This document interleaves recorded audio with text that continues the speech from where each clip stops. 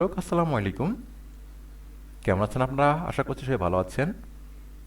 আজ আপনাদের সামনে আরও একটি নতুন ভিডিও নিয়ে আমি উপস্থিত হলাম। আপনারা দেখছেন টিস্টিক টিভি। তো সুপ্রিয় দর্শক, বন অধিদপ্তর এই সার্কুলারটি প্রকাশ করেছে গত 7ই মে 2026 তারিখে। আজ হলে আমরা দেখব এখানে কি কি পদ রয়েছে এবং পদগুলোতে আবেদন করার জন্য আমাদের কি যোগ্যতা দরকার তার বিস্তারিত। তো সুপ্রিয় দর্শক, মূলত যার আগে সর্বপ্রথম অনুরোধ থাকবে অবশ্যই চ্যানেলটি সাবস্ক্রাইব করে রাখবেন এবং পাশে যে বেল আইকনটি আছে তা অবশ্যই বাজিয়ে রাখবেন, কারণ আমি আমার এই চ্যানেল থেকে নিত্য নতুন এই ভিডিওগুলো তো রেখে থাকি। আপনি যদি আমার চ্যানেলটি সাবস্ক্রাইব করে রাখেন তাহলে অবশ্যই এরকম ভিডিওগুলো আপনি সবার আগেই পেয়ে যাবেন। তো চলুন আর কথা না বাড়িয়ে আমরা মূল ভিডিওতে প্রবেশ করি। দেখুন, এই পদের নাম হচ্ছে ফরেস্টার।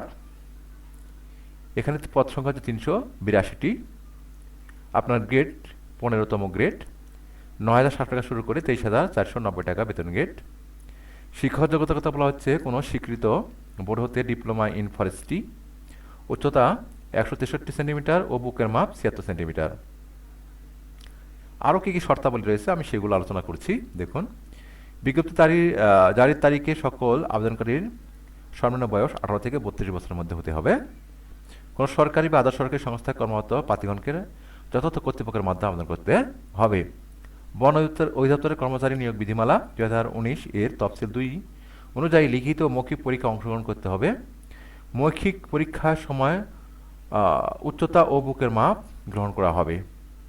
পরীক্ষা গ্রহণের তারিখ, স্থান, সময়সূচি যথাসময়ে প্রার্থীদেরকে তাদের পত্র, যোগাযোগের ঠিকানা বন অধিদপ্তর নোটিশ বোর্ড ও বন অধিদপ্তর ওয়েবসাইটে জানানো হবে, সেখান থেকে সহজে জানা যাবে। নিয়োগের ক্ষেত্রে সরকারের সর্বশেষ কোটা পদ্ধতি ও বিধি অনুসরণ করা হবে। আবেদনকারীকে মৌখিক পরীক্ষা গ্রহণের সময় নিম্নলিখিত কাগজপত্রাদি মূল কপি প্রদর্শন এবং প্রথম শ্রেণীর গেজেট কর্মকর্তা কর্তৃক সত্যায়িত অনুলিপি এক্সে জমাইতে হবে। শিক্ষাগত যোগ্যতা সংক্রান্ত সকল প্রকার মূল সাময়িক সনদপত্র, জাতীয় পরিচয়পত্র, জন্ম নিবন্ধন সনদ, সংশ্লিষ্ট ইউনিয়ন পরিষদ চেয়ারম্যান, পৌরসভা, সিটি কর্পোরেশন, ওয়ার্ড কাউন্সিল কর্তৃক প্রদত্ত নাগরিক সনদপত্র, প্রথম শ্রেণীর গেজেট কর্মকর্তা, ইউনিয়ন পরিষদের চেয়ারম্যান, পৌরসভার mayor, city corporation, ward councillor কর্তৃক প্রদত্ত চারিত্রিক সনদপত্র, শারীরিক প্রতিবন্ধী ও তৃতীয় লিঙ্গ এবং ক্ষুদ্র নিগোষ্ঠীবাদের ক্ষেত্রে সরকারের সর্বশেষ নীতিমালা অনুযায়ী উপযুক্ত কর্তৃপক্ষের সার্টিফিকেট ও মুক্তিযোদ্ধা, শহীদ মুক্তিযোদ্ধা ও বীরাঙ্গনার সন্তান কোঠায় আবেদনকারীরা প্রার্থীদের ক্ষেত্রে সরকারের সর্বশেষ নীতিমালা অনুযায়ী মুক্তিযুদ্ধ বিষয়ক মন্ত্রণালয় কর্তৃক প্রদত্ত মুক্তিযুদ্ধ, শহীদ মুক্তিযোদ্ধা ও বীরাঙ্গনার সনদপত্র প্রদান করতে হবে। আবেদনকারীর মুক্তিযোদ্ধা, শহীদ মুক্তিযোদ্ধা ও বীরাঙ্গনা পুত্র কন্যা হলে আবেদনকারীর সাথে মুক্তিযোদ্ধা, শহীদ মুক্তিযোদ্ধা ও বীরাঙ্গনার সম্পর্ক উল্লেখপূর্বক সংশ্লিষ্ট ইউনিয়ন পরিষদের চেয়ারম্যান, পৌরসভা, সিটি কর্পোরেশন কর্তৃক সত্যায়িত করে নিতে হবে। তো চাকরি প্রত্যাশী ভাই ও বোনেরা, আপনারা অবশ্যই বুঝতে পেরেছেন যে আপনাদেরকে এই কাগজগুলো আবেদন করার যখন মৌখিক পরীক্ষা নেওয়া হবে তখন এগুলো আপনাদেরকে প্রদর্শন করতে হবে।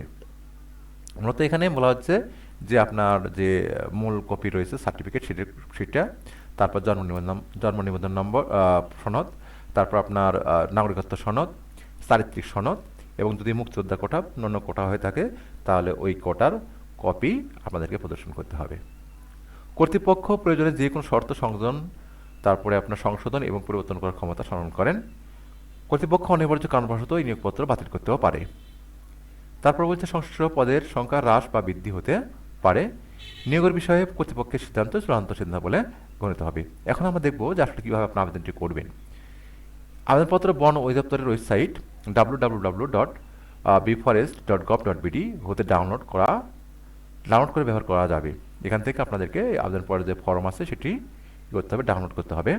আবেদনপত্র সময় পূরণ করে প্রধান বন সংরক্ষক, বন অধিদপ্তর, বন ভবন, আগারগাঁ, শেরেবাংলা নগর, ঢাকা 1207 এই ঠিকানায় 10/6/2026 খ্রিস্টাব্দ তারিখ অফিস চলাকালীন সময় ডাকযোগে অথবা বন ভবন, আগারগাঁ, ঢাকার 2য় তলায় লেভেল 1-এর সংরক্ষিত বাক্সে সরাসরি করতে হবে। নির্ধারিত সময়ের পরে কোনো আবেদনপত্র গ্রহণ করা হবে না। তাহলে কিভাবে আবেদন করতে হবে আপনারা এখানে বুঝতে পারলেন। এখন দেখুন বলছে আবেদন ফর্মের ক্রমিক নম্বর 1 হতে 21 নম্বর পর্যন্ত যথাযথভাবে পূরণ করতে হবে। অসম্পূর্ণ আবেদনপত্র বাতিল বলে গণ্য হবে। আবেদনপত্রের সাথে প্রথম শ্রেণীর গেজেট কর্মকর্তা কর্তৃক সত্যায়িত সকল শিক্ষাগত যোগ্যতার সনদের অনুলিপি, জাতীয় পরিচয়পত্র অথবা জন্ম নিবন্ধন সনদের অনুলিপি, সংশ্লিষ্ট ইউনিয়ন পরিষদের চেয়ারম্যান, পৌরসভার mayor, city corporation, ward commission, councillor কর্তৃক প্রদত্ত নাগরিক সনদপত্র, কোটা সংক্রান্ত যে কাগজপাতি রয়েছে সেগুলো অনুলিপি এবং সদ্য তোলা পাসপোর্ট সাইজের 2 কপি রঙিন ছবি আপনাদের সংযুক্ত করতে হবে। আবেদন ফরমের নির্ধারিত স্থানে প্রার্থীকে অবশ্যই স্পষ্ট অক্ষরে কালো কালির বলপেন দিয়ে স্বাক্ষর করতে হবে। পরীক্ষার ফি বাবদ 100 টাকা প্রধান কার্যালয়, প্রধান বন সংরক্ষণ কার্যালয়, বাংলাদেশ বন অধিদপ্তর এর অনুকূলে প্রাতিষ্ঠানিক কোড এই কোড নাম্বারে, অর্থনৈতিক কোড এই নাম্বারে অটোমেটিক চালানোর মাধ্যমে জমা করে মূল জমা গ্রহণ স্লিপ সহ চালানের কপি আবেদনপত্রের সাথে আবশ্যিকভাবে দাখিল করতে হবে। সুপ্রিয় দর্শক, এখানে বলা হচ্ছে যে এই যে আপনাদের কোড রয়েছে এই কোডের অনুকূলে আপনাকে চালান কপি, চালান করতে আপনি ব্যাংকে গেলেই আপনাকে এই সার্কুলারটি আপনি দেখান ব্যাংক কর্তৃপক্ষকে, তাহলে আপনাকে বুঝিয়ে দিবে যে কীভাবে এই চালান কপিটা করতে হবে। প্রার্থীকে আবেদনপত্রের সাথে পত্র যোগাযোগের ঠিকানা সম্মিলিত 4x10 ইঞ্চি সাইজের একটি ফেরত খাম 15 টাকার ডাক টিকিট সহ সংযুক্ত করতে হবে। এটি ফেরত খাম এবং সেই ফেরত খামের উপরে অবশ্যই একটি ডাক টিকিট লাগিয়ে দিতে হবে, সেটির দাম হচ্ছে 15 টাকা দামের। সুপ্রিয় শিক্ষার্থী, সুপ্রিয় দর্শক, আপনারা এভাবেই এই আবেদনটি করতে পারবেন। এই আবেদন দেখেন শেষ সময় হচ্ছে 26 জুন 2026, 10 জুন 2026। আবেদনের পদ্ধতি ডাকযোগে, এটা আসলে অনলাইনে আবেদন না, ডাকযোগে আবেদন করতে হবে। তাই যাদের এই চাকরিটা আবেদন করতে চাচ্ছেন তারা যথাসম্ভব সময় নিয়েই এই আবেদনটি করতে হবে, কারণ আপনারা যদি অন্য জেলা থেকে করেন তাহলে আপনাদেরকে বিশেষ অনেকগুলো দিন অথবা অনেকগুলো সময় তারা পৌঁছানোর জন্য নিয়ে থাকে। তো আশা করছি বুঝতে পেরেছেন। তো দর্শক, আজ এতটুকুই শেষ করছি। এই আবেদনটি করতে গেলে যদি আপনার কোনো সমস্যায় পড়ে থাকেন তাহলে আপনি আমাকে লিখতে পারেন, কমেন্ট বক্সে আপনি কমেন্ট করতে পারেন, আমি সরাসরি আপনাদেরকে সহায়তা করার চেষ্টা করব। আবার দেখা হচ্ছে অন্য কোনো নতুন ভিডিওতে, সেই পর্যন্ত সবাই ভালো থাকুন। এই শুভকামনায় আজকের মতো শেষ করছি। যাওয়ার আগে আপনার অনুরোধ থাকবে দর্শক, অবশ্যই চ্যানেলটি সাবস্ক্রাইব করে পাশে থাকুন। আল্লাহ হাফেজ।